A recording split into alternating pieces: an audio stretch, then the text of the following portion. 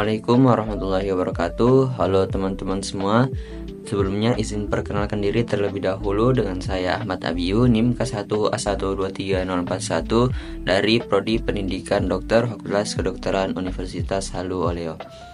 Oke teman-teman semua, jadi di sini kita akan membahas sebuah hewan yang ada pada video ini.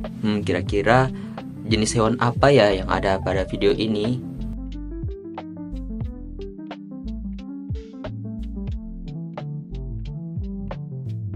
Oke, pada video tadi kan ada siput kebun atau nama latinnya itu Helix sp. Kemudian ada juga kepah yang nama latinnya itu Polymesoda erosa. Nah, kira-kira kesamaannya apa ya kira-kira? Jadi yang pertama itu bisa kita lihat mungkin dari bentuknya. Nah, bentuknya yang pertama dia itu lunak kan. Nah, kemudian yang kedua dia ini merupakan hewan lunak dan yang tidak memiliki ruas pada tubuhnya.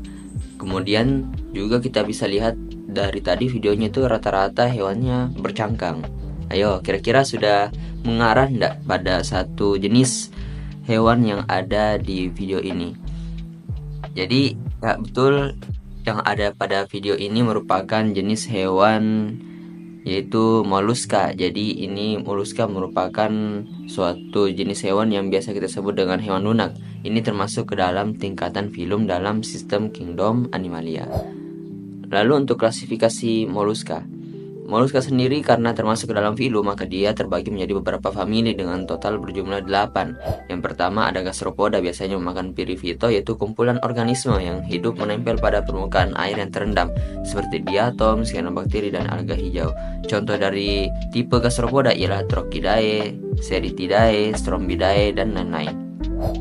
Kemudian juga ada tipe yang lainnya yaitu Bivalvia dengan 3 bagian, yaitu pertama Arsidoe, kemudian yang kedua ada Veneridae, kemudian yang ketiga adalah Mactridae. Yang kesemuanya ini merupakan jenis dari yang biasa ditemukan di padang lamun. Kemudian juga ada dari jenis lain, dari famili lain, yaitu ada Cephalopoda, Amphineura, Scapopoda, Monoplocophora, ada juga Neomeniomorpha, ada juga Chaetodermomorpha. Lalu namun di sini yang kita akan bahas itu hanya 2 saja, yaitu famili Gastropoda dan juga famili Bivalvia, karena tersebut yang paling sering kita temui. Baik, yang pertama kita bahas itu adalah Gastropoda. Nah, Gastropoda sendiri ini disebut dengan keong kalau misalnya dia bercangkang. Kalau misalnya dia itu tanpa cangkang bisa kita sebut dengan siput. Keong memiliki satu cangkang dengan bentuk bervariasi dari oval, bulat, hingga seperti trompet panjang. Ukuran cangkangnya bervariasi dari 0,1 cm dengan contohnya itu Diplomatinidae seperti yang ada di sini.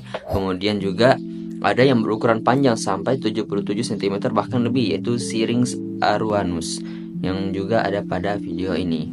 Nah, biasanya ini hidup di perairan laut, tawar, dan juga ada di bagian darat. Maksudnya ini untuk gastropodanya ya.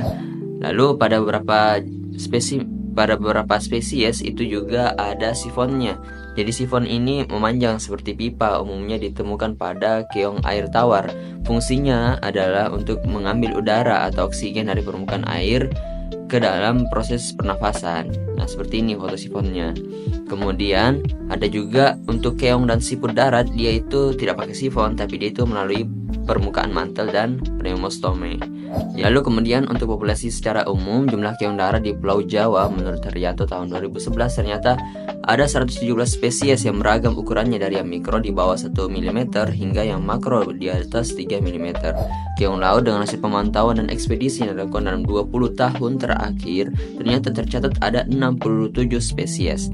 Berdasarkan koleksi spesimen moluska bakau Jawa yang ada di Museum Zoologi Bogor dan referensi pustaka tercatat ada 53 spesies.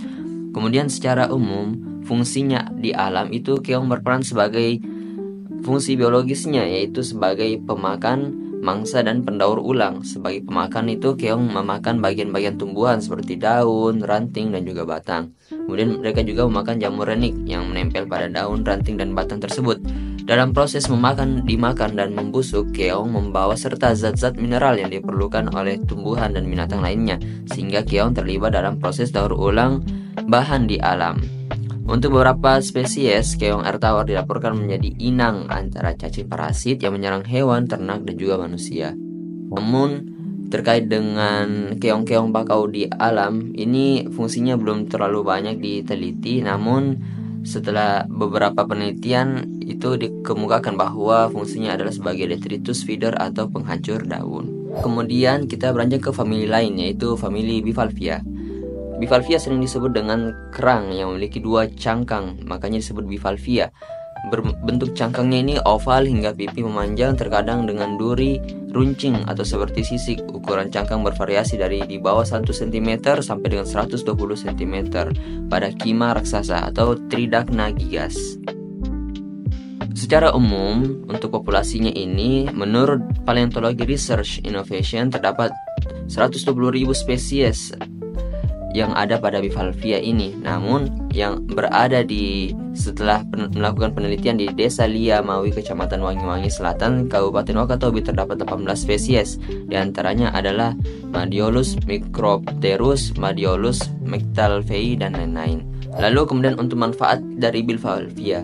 Manfaat dari Bivalvia ini sebenarnya cukup banyak, tapi sini saya hanya sampaikan ada 2. Yang pertama itu adalah sebagai bahan makanan dan kerajinan.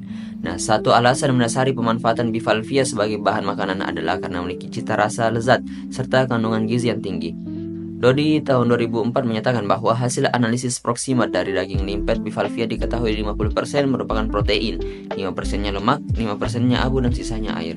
Selain itu, daging dari beberapa jenis moluska dipercaya dapat meningkatkan stamina. Kemudian selain itu juga ternyata yang gak kalah terkenalnya itu mutiara ini sebagai bahan perhiasan. Kelas Bivalvia terutama yang memiliki lapisan mutiara dapat dijadikan hiasan seperti familia Pteridae, Pinidae, dan Pulselidae.